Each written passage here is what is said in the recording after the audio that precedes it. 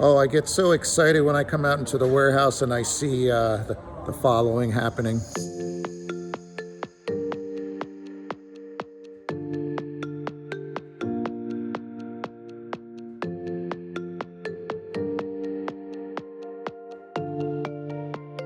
Completely crated, ready to ship out, waiting for the truck. That is one TMC 5844 heading out. Signs, do not double stack.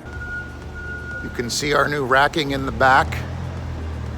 As we're shipping out equipment, we made more room for new racking for more equipment to be able to ship quicker. Big machines going into a tiny little truck.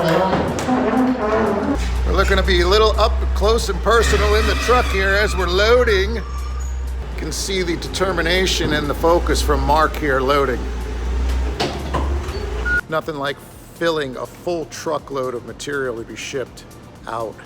Customer is going to be very happy. Everything is going to be making it to them in the next 3 days. And we just opened up a lot more new space for our new containers coming in.